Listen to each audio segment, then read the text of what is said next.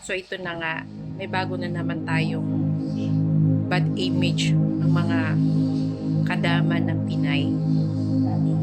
Bakit kasi kailangan gawin yun? Di ba kayo makatiis? Grabe, alam nyo ba kung ano yung magiging kahinatnan? Kung anong parusa ang gagawin sa inyo? Siyempre may parusa yun. Bakit nyo ginawa yun? Tapos, meron yung babae na nagpa ganon, yung ganto, is alaga pa niya yung natutulog at katabi lang nila mismo. Grabe, alam mo ba ate, kung ano maging kahinatnan nito sa'yo, sa inyong dalawa, kasi dalawa kayo eh. Tapos may pamilya pa kayo dito naghihintay, tapos ginawa mo to. Alam mo bang madadamay na naman kami, yung mga inosente. Kaya pala ganun na lang kagalit at hindi sa amin yung mga Arab na babae.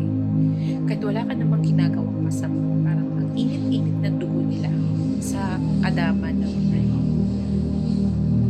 Kasi yung mga ganyang ginagawa nyo, hindi ko alam kung normal pa ba ang pag-iisip ng mga ganyan na hindi ba nasasagi sa pag-iisip niyo kung ano maging kahinatnan. Pwede kayong patayin, pwede kayong ikulong habang buhay, or else kung ano pang gusto nilang gawin sa inyo na parusa. Sana naman inisip niyo muna yung pamilya niyo at yung kapwa niyo Pinay na nagtatrabaho sa Middle East. Kasi nadadamay eh. Kaya ang pangit-pangit ng image natin. Kaya ganyan sila kagalit sa atin. Ewan ko na lang kung anong magiging kahinatnan din, pero alam ko worst yan. Tapos may minoridad pa na katabi. Just nagkagawa niyo. Bata pa yun, tas yan pa yung alaga mo. Diba? Ang sagwa, ang pangit, nakakahiya. Nakakahiya.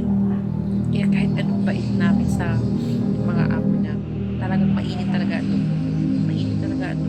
Gusto nila tayo kasi tayo yung the best. Pilipino, mga Pinay kasi ang the best na maglilinis, marunong maglinis, marunong magluto, marunong mag-alaga, marunong makisama. Kaya tiisin ang pagod, puyat. Very hardworking ang mga Pinay sa ibang bansa.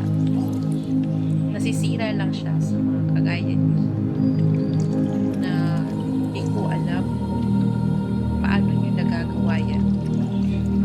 Hindi ko alam kung iniisip niyo ba kung ano maging kahinatnan yan bago niyo gawin. Alam mo yun, sana naman nag-isip muna bago niyo ginawa. So, good luck na lang sa inyo.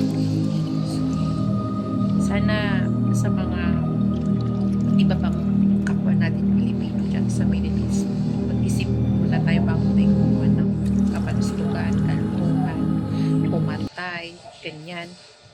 Yung mga nakakasama sa atin na pwede nila tayong ikulong, patayin, ganun. So, sana manalig po tayo palagi na hindi tayo magkakasala sa mga amo natin. Kaya kahit sa kapwa natin Pilipino. So, good luck sa inyo. Si Lord na ang bahala sa inyo. So,